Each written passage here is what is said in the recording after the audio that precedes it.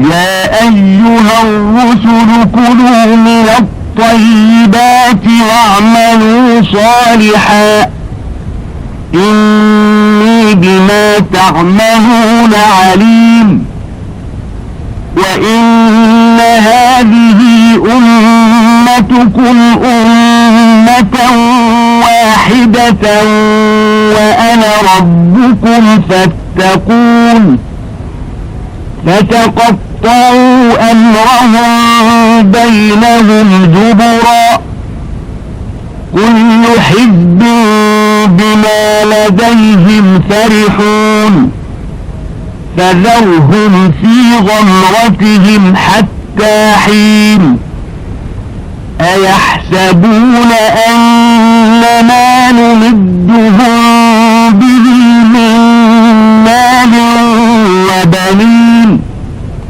نسارع لهم في الخيرات بل لا يشعرون إن الذين هم من خشية ربهم مشفقون والذين هم بآيات ربهم يؤمنون والذين هم بربهم لا يشركون والذين يؤتون ما آتوا وقلوبهم وجلة أنهم إلى ربهم راجعون أولئك يسارعون في الخيرات وهم لها سابقون நம் தூதர்கள் ஒவ்வொருவரிடத்தும் தூதர்களே நல்ல பொருள்களிலிருந்தே நீங்கள் உண்ணுங்கள்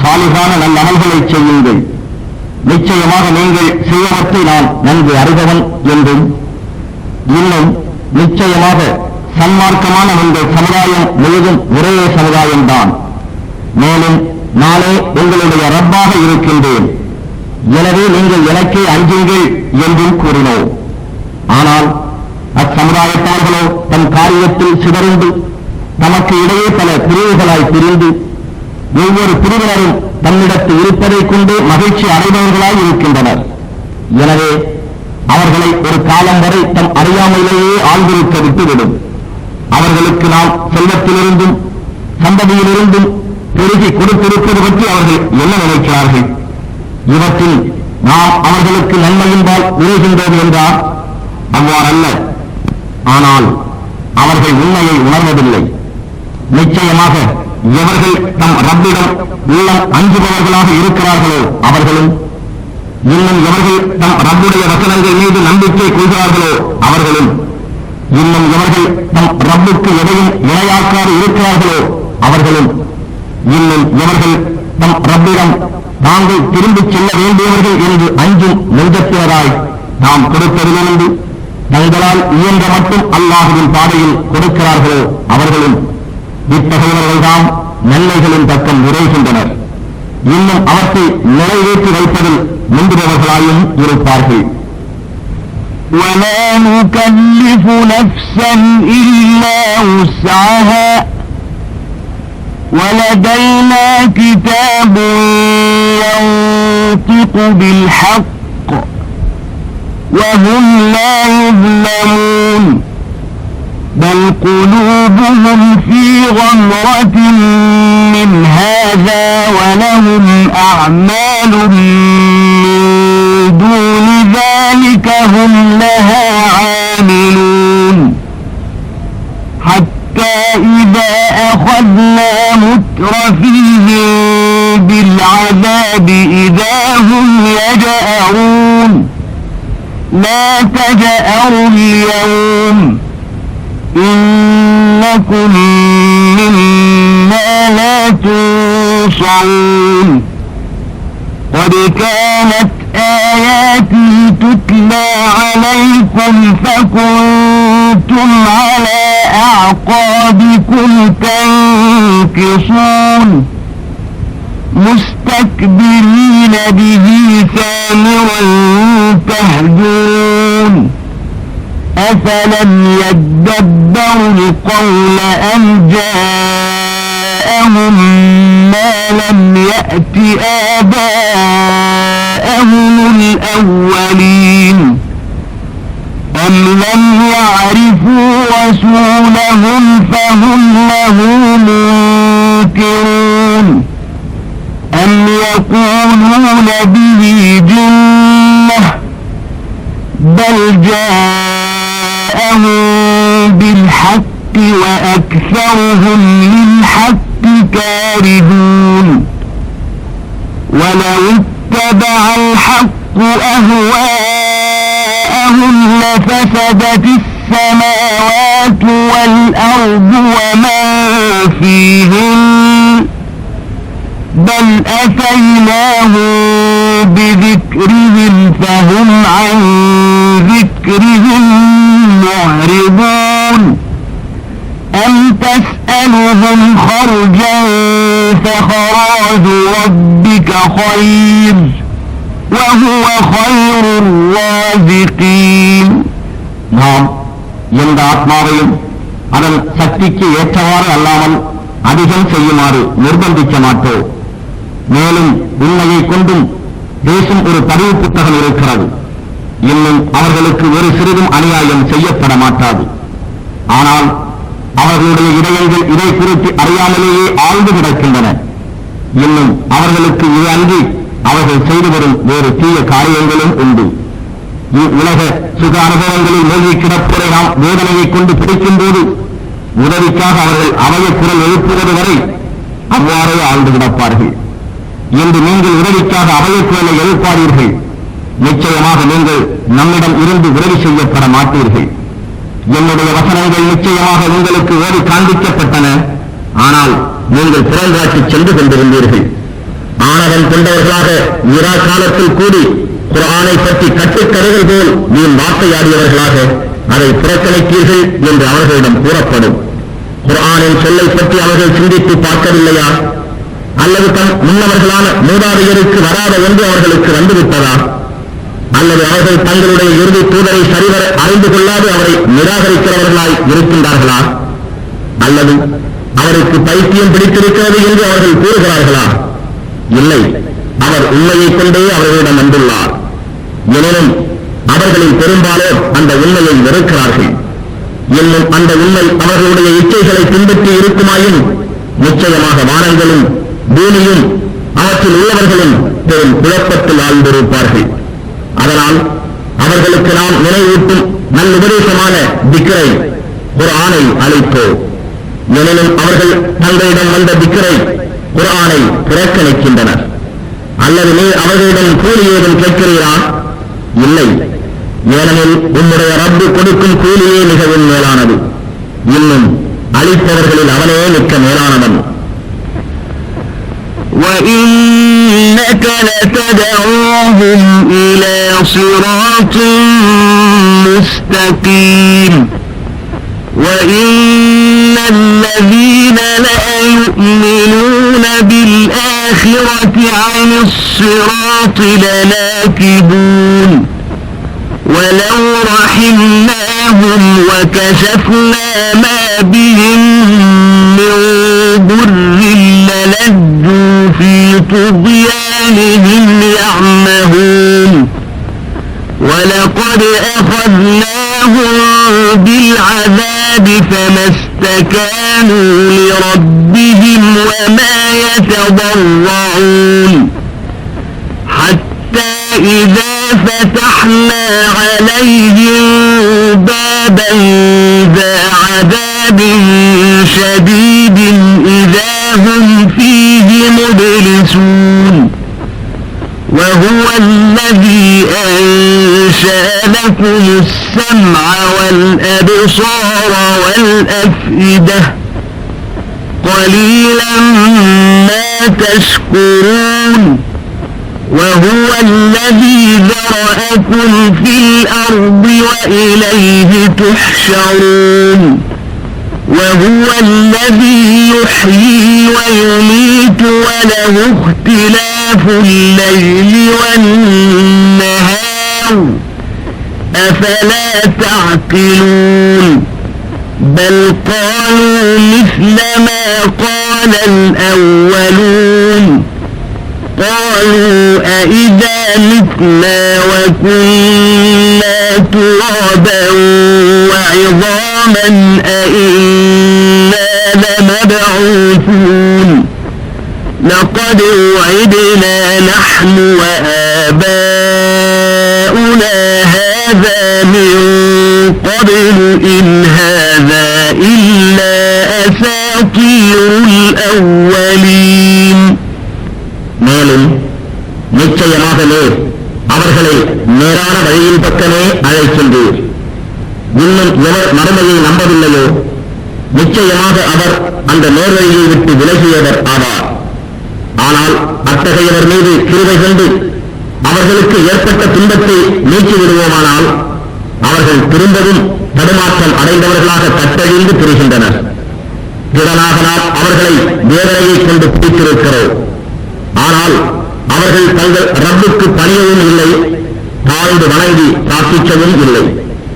எதுவரையில் எனில் நாம் அவர்கள் மீது கடும் வேதனையின் வாயிலை திறந்து விடுவோமானால் அவர்கள் அதனால் தாங்கள் காப்பாற்றப்படுவோம் எனும் நம்பிக்கையை இழந்து விடுகிறார்கள். இன்னும் அவனே உங்களுக்கு செவிப்புலனையும் பார்வைகளையும் இதயங்களையும் படைத்தவன். மிக குறைவாகவே அவனுக்கு நீங்கள் நன்றி செலுத்துகிறீர்கள். மேலும் அவன்தான் உங்களை இப்பூமியில் பல்கி பெருகச் செய்தான். இன்னும் அவனிடத்திலேயே நீங்கள் ஒன்று திரட்டப்படுவீர்கள். அவனே உயிர் கொடுக்கிறான், இன்னும் அவனே மரணிக்கச் செய்கிறான். மற்றும் இரவும் பகலும் மாறி மாறி வருவதும் அவனுக்கு உரியது. இவற்றை நீங்கள் விளங்கிக் கொள்ள மாட்டீர்களா? மாறாக முன் இருந்தவர்கள் கூறியதைப் போலவே இவர்களும் கூறுகிறார்கள். நாங்கள் மரித்து திடனாக மண்ணாகவும் எலும்புகளாகவும் ஆகிவிட்டாலுமா நாங்கள் நிச்சயமாய் எழுப்பப்படுவோம் என்று அவர்கள் கூறினார்கள். மெய்யாகவே முன்னர் நாங்கள், அதாவது நாமும் என் மூதாதையரும் இவ்வாறு வாக்களிக்கப்பட்டிருக்கிறோம். ஆனால் இது முன் உள்ளவர்களின் கட்டுக்கதைகளே அன்று வேறில்லை என்றும் கூறுகின்றனர். قل لمن الأرض ومن فيها إن كنتم تعلمون سيقولون لله قل أفلا تذكرون قل من رب السماوات السبع ورب العرش العظيم سيقولون لله قل أفلا تتقون قل من بيده ملكوت كل شيء وهو يجير ولا يجار عليه إن كنتم تعلمون سيقولون لله قل فأنا تسحرون بل أتيناهم بالحق وإنهم لكاذبون ما اتخذ الله من ولد وما كان معه من إله إذا لذهب كل إله بما خلق ولعلى بعضهم على بعض سبحان الله عما يصفون عالم الغيب والشهادة فتعالى عما يشركون. நீங்கள் அறிந்திருந்தால் இப்பூமியும் இதில் உள்ளவர்களும் யாருக்கு சொந்தம் என்று சொல்லுங்கள் என்று நபியை நீ கேட்பீராக. அல்லாஹுவுக்கு என்று அவர்கள் கூறுவார்கள். அவ்வாறாயும் இதை நினைவில் கொண்டு நீங்கள் நல்லுணவு பெற மாட்டீர்களா என்று கூறுவீராக. 7 வானங்களுக்கும் ரப்பும் யார், மகத்தான அரசுக்கு ரப்பும் யார் என்றும் கேட்பீராக. அல்லாஹுவுக்கே என்று அவர்கள் சொல்வார்கள் என்பார். அவ்வாறாயும் நீங்கள் அவனுக்கு அஞ்சி பேணி இருக்க மாட்டீர்களா என்று கூறுவீராக. எல்லா பொருட்களின் ஆட்சியும் யார் கையில் இருக்கிறது? யார் எல்லாவற்றையும் பாதுகாப்பவனாக ஆனால் அவனுக்கு எதிராக எவரும் பாதுகாக்கப்பட முடியாதே அவன் யார்? நீங்கள் அறிவீர்களாயின் சொல்லுங்கள் என்று கேட்பீராக. அதற்கு அவர்கள் இது அல்லாஹ்வுக்கே உரியது என்று கூறுவார்கள். உண்மை தெரிந்து நீங்கள் ஏன் மதிமயங்குகிறீர்கள் என்று கேட்பீராக. எனினும் நாம் அவர்களிடம் உண்மையையே கொண்டு வந்தோம், ஆனால் அவர்களோ பொய்யர்களாகவே இருக்கிறார்கள். அல்லாஹ் தனக்கென ஒரு மகனை எடுத்துக் கொள்ளவில்லை, அவனுடன் வேறு நாயனும் இல்லை. அவ்வாறாயின் அவர்கள் கற்பனை செய்யும் ஒவ்வொரு நாயனும் தான் படைத்தவற்றை தன்னுடன் சேர்த்துக் கொண்டு போய் சிலரை விட மிகைப்பார்கள். இவ்வாறெல்லாம் இவர்கள் வர்ணிப்பதை விட்டும் அல்லாஹ் மிகவும் தூயவன். அவன் மறைவானதையும் பகிரங்கமானதையும் நன்கு அறிபவன். எனவே அவர்கள் அவனுக்கு இணை வைப்பவற்றை விட்டும் அவன் மிகவும் உயர்ந்தவன்.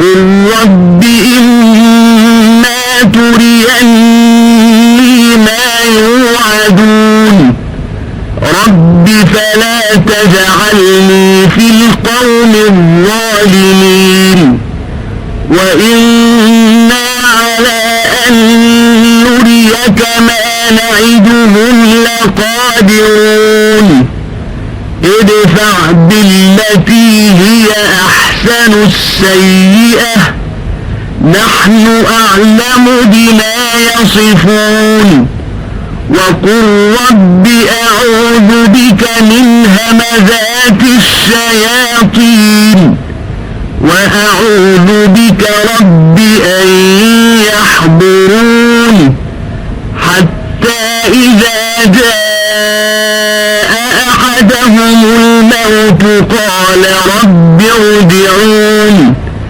لعلي أعمل صالحا فيما تركت كلا إنها كلمة هو قائلها ومن ورائهم برزخ إلى يوم يبعثون. நபியே, நீர் கூறுவீராக, இறைவனே, அவர்களுக்கு வாக்களிக்கப்பட்டதை வேதனையை நீ எனக்கு காண்பிப்பதாயும், இறைவனே, அப்போது என்னை அந்த அநியாயக்காரர்களின் சமூகத்துடன் என்னை சேர்த்து வைக்காதிருப்பாயாக என்று. இன்னும் நிச்சயமாக அவர்களுக்கு வாக்களிப்பதை வேதனையை உனக்கு காண்பிக்க ஆற்றலுடையோர் நாம். நபியே, நீர் அழகிய நன்மையை கொண்டு தீமையை தடுத்துக் கொள்வீராக. அவர்கள் மரணிப்பதை நாம் நன்கு அறிவோம். இன்னும் நீர் கூறுவீராக, இறைவனே, ஷைத்தானின் தூண்டுதல்களில் இருந்து நான் உன்னை கொண்டு காவல் தேடுகிறேன் என்றும், இன்னும் அவை என்னிடம் நெருங்காமல் இருக்கவும் இறைவனே உன்னிடம் காவல் தேடுகிறேன் என்றும் கூறுவீராக. நிராகரிப்போர் பொய்மையில் இருப்பார்கள். எதுவரையில் என்றால், அவர்களில் ஒருவனுக்கு மரணம் வரும்போது அவன், இறைவனே, என்னை திரும்ப உலகுக்கு திருப்பி அனுப்புவாயாக என்று கூறுவான். நான் விட்டு வந்ததில் நல்ல காரியங்களை செய்வதற்காக என்றும் கூறுவான். அவ்வாறில்லை, அவன் கூறுவது வெறும் வார்த்தையே அன்றி வேறில்லை. அத்தகையவர்கள் மீண்டும் எழுப்பப்படும் வரை அவர்களுக்கு பின்னால் பரசத் என்னும் தடையான ஒரு நிலை இருக்கிறது. فإذا نفخ في الصور فلا أنساب بينهم يومئذ ولا يتساءلون فمن ثقلت موازينه فأولئك هم المفلحون ومن خفت موازينه فأولئك الذين خسروا أنفسهم في جهنم خالدون تلفح وجوههم النار وهم فيها كالحون ألم تكن آياتي تتلى عليكم فكنتم بها تكذبون قالوا ربنا غلبت علينا شقوتنا وكنا قوما ضالين ربنا أخرجنا منها فإن عدنا فإنا ظالمون قال اخسئوا فيها ولا تكلمون إنه كان فريق من عبادي يقولون ربنا آمنا فاغفر لنا وارحمنا وأنت خير الراحمين فاتخذتموهم سخريا حتى أنسوكم ذكري وكنتم منهم تضحكون إني جزيتهم اليوم بما صبروا أنهم هم الفائزون எனவே சூர் எக்காலம் ஊறப்பட்டுவிட்டால் அந்நாளில் அவர்களுக்கு இடையே பந்துத்துவங்கள் இருக்காது. ஒருவருக்கு ஒருவர் விசாரித்துக் கொள்ளவும் மாட்டார்கள். எவருடைய நன்மைகளின் எடைகள் கனமாக இருக்கின்றனவோ அவர்கள்தான் வெற்றியாளர்கள். ஆனால் எவருடைய நன்மைகளின் எடைகள் இலேசாக இருக்கின்றனவோ அவர்கள்தான் தங்களையே நஷ்டப்படுத்திக் கொண்டவர்கள். அவர்கள்தான் நரகத்தில் நிரந்தரமானவர்கள். நரக நெருப்பு அவர்களுடைய முகங்களை கரிக்கும். இன்னும் அதில் அவர்கள் உதடு சுருண்டு முகம் விகாரமானவர்களாக இருப்பார்கள். என்னுடைய வசனங்கள் உங்களுக்கு ஓடி காண்பிக்கப்படவில்லையா? அப்போது நீங்கள் அவற்றை பொய்ப்பிக்கலானீர்கள் என்று கூறப்படும். எங்கள் ஏகனே, எங்களை எங்களுடைய துர்பாக்கியம் நிகழ்த்திவிட்டது, நாங்கள் வழி தவறிய கூட்டத்தினர் ஆகிவிட்டோம் என்று அவர்கள் கூறுவார்கள். எங்கள் ஏகனே, நீ எங்களை நரகத்தை விட்டு வெளியேற்றுவாயாக. திரும்பவும் நாங்கள் பாவம் செய்ய முற்பட்டால் நிச்சயமாக நாங்கள் அநியாயக்காரர்களே என்றும் கூறுவர். அதற்கு அவன், அந்த விளைவிலேயே கிடந்து கொள்ளுங்கள், என்னுடன் பேசாதீர்கள் என்று கூறுவான். நிச்சயமாக என்னுடைய அடியார்களில் ஒரு பிரிவினர், எங்கள் ரப்பே, நிச்சயமாக நாங்கள் உன்மீது ஈமான் கொள்கிறோம், நீங்கள் எங்கள் குற்றங்களை மன்னித்து எங்கள் மீது கிருபை செய்வாயாக. கிருபையாளர்கள் எல்லாம் நீ மிகவும் மேலானவன் என்று பிரார்த்திப்பவர்களாக இருந்தனர். அப்போது நீங்கள் அவர்களை பரிகாசத்திற்கு உரியவர்களாக ஆக்கிக் கொண்டீர்கள். எதுவரைகளில் என் நினைவே உங்களுக்கு மறக்கலாயிற்று. இன்னும் அவர்களை பற்றி நீங்கள் ஏளனமாக நகைத்துக் கொண்டிருந்தீர்கள். நிச்சயமாக அவர்கள் பெருமையாய் இருந்ததற்காக அவர்களுக்கு நான் அதற்குரிய நற்கூலியை கொடுத்திருக்கிறேன். நிச்சயமாக அவர்களே வெற்றியாளர்கள். قال كم لبثتم في الأرض عدد سنين قالوا لبثنا يوما أو بعض يوم فاسأل العادين قال إن لبثتم إلا قليلا لو أنكم كنتم تعلمون أفحسبتم أنما خلقناكم عبثا وأنكم إلينا لا ترجعون فتعالى الله الملك الحق لا إله إلا هو رب العرش الكريم ومن يدع مع الله إلها آخر لا برهان له به فإنما حسابه عند ربه إنه لا يفلح الكافرون وقل رب اغفر وارحم وأنت خير الراحمين.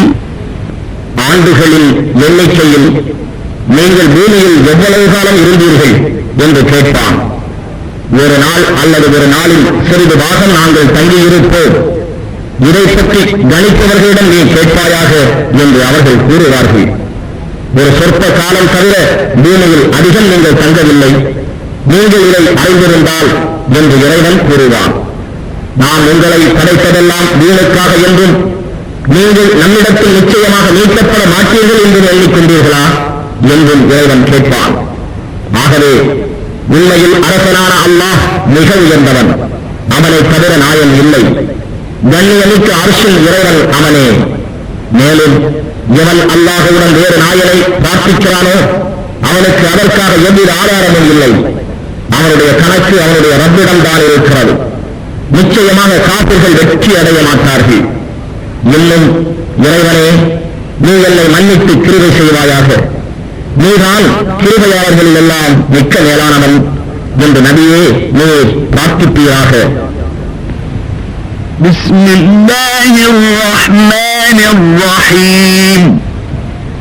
சூரத்துன் அன்ஸல்னாஹா வ ஃபரத்னாஹா வ அன்ஸல்னா ஃபீஹா ஆயாத்தின் பையினாத்தின் லஅல்லக்கும் தذكرون.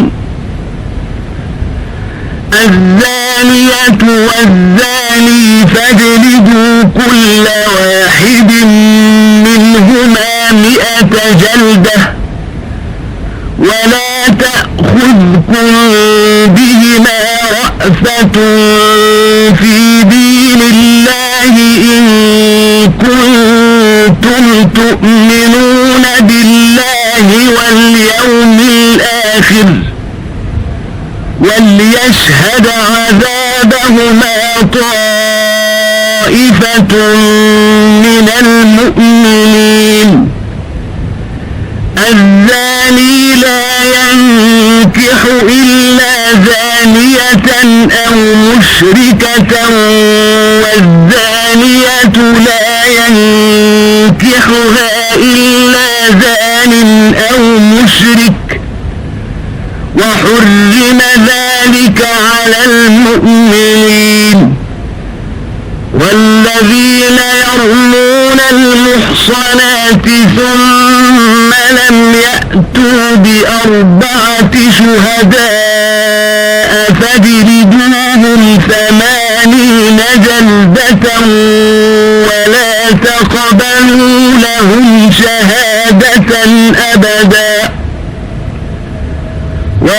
وأولئك هم الفاسقون إلا الذين تابوا من بعد ذلك وأصلحوا فإن الله غفور رحيم.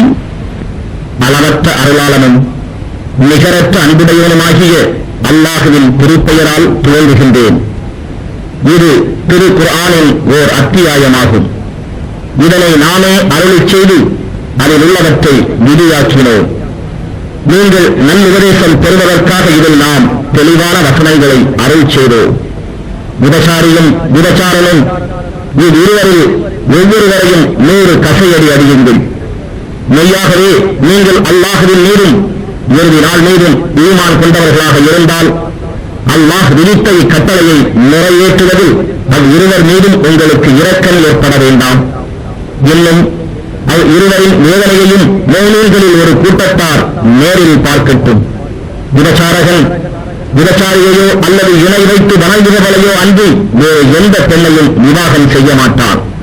விபச்சாரி விபச்சாரர்களையோ அல்லது இணை வைத்து வணங்குபவனையோ அன்றி வேறு யாரையும் விவாகம் செய்ய மாட்டாள். இத்தகையவரோடு விவாகம் செய்து கொள்வது முஃமினீன்களுக்கு விலக்கப்பட்டிருக்கிறது. ஆனால் எவர்கள் கற்புள்ள பெண்கள் மீது இம்மாதிரி அவதூறு கூறி அதை நிரூபிக்க 4 சாட்சிகளை கொண்டு வரவில்லையோ அவர்களை நீங்கள் 80 கசையடி அடியுங்கள். பின்னர் அவர்களது சாட்சியத்தை எக்காலத்திலும் ஏற்றுக்கொள்ளாதீர்கள். நிச்சயமாக அவர்கள் பாசிக்கானவர்கள், தீயவர்கள். எனினும் இவர்களில் எவர் இதற்கு பின்னர் தௌபா செய்து கொண்டு தங்களை திருப்பிக் கொள்கிறார்களோ அவர்களுக்கு நிச்சயமாக அல்லாஹ் அவர்களை மன்னிப்பவராகவும் கிருபை செய்பவராகவும் இருக்கின்றான். والذين يرمون أزواجهم ولم يكن لهم شهداء إلا أنفسهم فشهادة أحدهم 4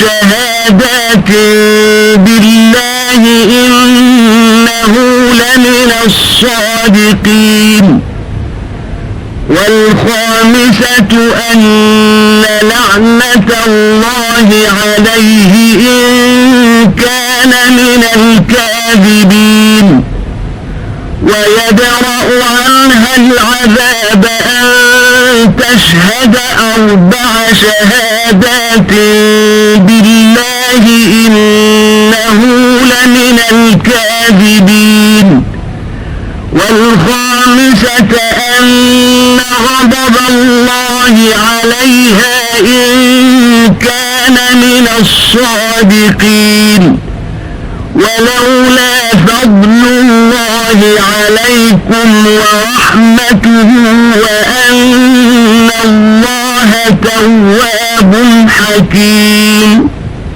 எவர்கள் தம் மனைவிமார்களை அவதூறு கூறி அதை நிரூபிக்க தங்களை அன்றி அவர்களிடம் வேறு சாட்சிகள் இல்லாமல் இருந்தால் அவன் நிச்சயமாக தான் உண்மையே கூறுவதாக அல்லாஹுவின் மீது 4 முறை சத்தியம் செய்து கூறி 5வது முறை இதில் தான் பொய் சொல்வதாக இருந்தால் நிச்சயமாக அல்லாஹுடைய சாபம் தன் மீது உண்டாகட்டும் என்றும் அவன் கூற வேண்டும். இன்னும் அவனுடைய மனைவி தன் குற்றத்தை மறுத்து தன் மீதுள்ள தண்டனையை விலக்க நிச்சயமாக அவன் பொய்யர்களில் இன்று உள்ளவன் என்று அல்லாஹுவின் மீது சத்தியம் செய்து 4 முறை கூறி 5வது முறை அவன் உண்மையாளர்களில் உள்ளவனானால் நிச்சயமாக அல்லாஹுடைய சாபம் தன் மீது உண்டாவதாக என்றும் அவள் கூற வேண்டும். இன்னும் உங்கள் மீது அல்லாஹுடைய நல்லவர்களும் அவனுடைய ரஹ்மத்தில் இல்லாத போயிருப்பில் உங்களுக்கு அழிவு உண்டாகியிருக்கும். நிச்சயமாக அல்லாஹ் தௌபாவை ஏற்றுக்கொள்பவனாகவும் ஞானமுடையவனாகவும் இருக்கின்றான். الذين جاءوا بالإفك عصبة منكم لا تحسبوه شرا لكم بل هو خير لكم لكل امرئ منهم ما اكتسب من الإثم والذي تولى كبره منهم له عذاب عظيم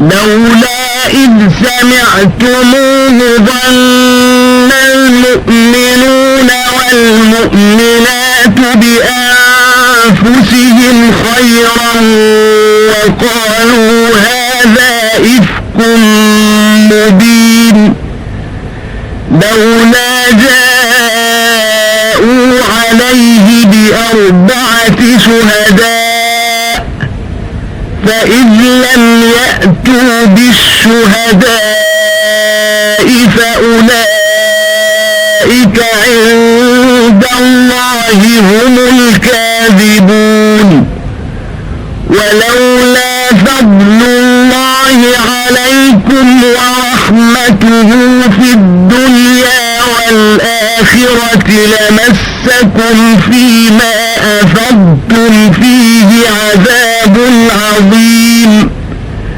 إذ تلقونه بألسنتكم وتقولون بأفواهكم ما ليس لكم به علم وتحسبونه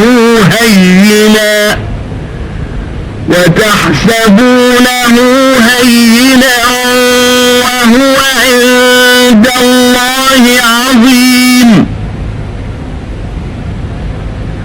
ولولا إذ سمعتموه قلتم ما يكون لنا أن نتكلم بهذا سبحانك هذا بهتان عظيم يعظكم الله أن تعودوا لمثله أبدا إن كنتم مؤمنين يبين الله لكم الآيات والله عليم حكيم. எவர்கள் பழி சுமத்தினார்களோ நிச்சயமாக அவர்களும் உங்களில் ஒரு கூட்டத்தினரே. ஆனால் அது உங்களுக்கு தீங்கு என்று நீங்கள் எண்ண வேண்டாம், அது உங்களுக்கு நன்மையாகும். பழி சுமத்தியவர்களில் ஒவ்வொரு மனிதனுக்கும் அவன் சம்பாதித்த பாவம் அதற்கு ஒத்த தண்டனை இருக்கிறது. மேலும் அப்பழி சுமத்தியவர்களில் பெரும் பங்கெடுத்துக் கொண்டவனுக்கு கடினமான வேதனை உண்டு. மூமினான ஆண்களும் மூமினான பெண்களும் ஆகிய நீங்கள் இதனை கேள்வியுற்ற போது தங்களை போன்ற மூமினானவர்களைப் பற்றி நல்லெண்ணம் கொண்டு இது பகிரங்கமான வீண் பழியே ஆகும் என்று கூறியிருக்க வேண்டாமா? அப்பழி சுமத்தியவர்கள் 4 சாட்சிகளை கொண்டு வர வேண்டாமா? எனவே அவர்கள் சாட்சிகளை கொண்டு வரவில்லை எனில் அவர்கள் தாம் அல்லாஹ்விடத்தில் பொய்யர்களாக இருக்கிறார்கள். இன்னும் உங்கள் மீது உண்மையிலும் மறுமையிலும் அல்லாஹுவின் அருளும் அவனுடைய ரஹ்மத்தும் இல்லாதிருந்தால் நீங்கள் இச்சர்ச்சையில் ஈடுபட்டிருந்தமைக்காக கடினமான வேதனை நிச்சயமாக உங்களை தீண்டி இருக்கும். இப்பழியை ஒருவரிடம் இருந்து ஒருவராக உங்கள் நாவுகளால் எடுத்துச் சொல்லிக் கொண்டு உங்களுக்கு திட்டமாக அறிவில்லாத ஒன்றை பற்றி உங்கள் வாய்களால் கூறித் திரிகின்றீர்கள். இன்னும் இதை நீங்கள் லேசானதாகவும் எண்ணிவிட்டீர்கள். ஆனால் அது அல்லாஹ்விடத்தில் மிகப்பெரிய பாவமானதாக இருக்கும். இன்னும் இதை நீங்கள் செவியேற்ற போது இதை பற்றி நாம் பேசுவது நமக்கு தகுதி இல்லை, நாயனே நீயே தூயவன், இவர்கள் சுமத்தும் பழி இது மிகவும் பெரிதாகும் என்று நீங்கள் கூற வேண்டாமா? நீங்கள் திடமாக மூமின்களாக இருப்பின் நீங்கள் இது போன்ற பழி சுமத்துவதன் பால் மீளலாகாது என்று அல்லாஹ் உங்களுக்கு போதிக்கிறான். இன்னும் அல்லாஹ் தன் வசனங்களை உங்களுக்கு நன்கு விவரித்துக் கூறுகிறான். மேலும் அல்லாஹ் யாவும் அறிந்தவன், விவேகம் மிக்கோன். إن الذين يحبون أن تشيع الفاحشة في الذين آمنوا لهم عذاب أليم في الدنيا والآخرة والله يعلم وأنتم لا تعلمون. ولولا فضل الله عليكم ورحمته وأن الله رؤوف رحيم يا أيها الذين آمنوا لا تتبعوا خطوات الشيطان ومن يتبع خطوات الشيطان فإنه يأمر بالفحشاء والمنكر ولولا فضل الله عليكم ورحمته ما زكى منكم من أحد أبدا ولكن الله يزكي من يشاء والله سميع عليم.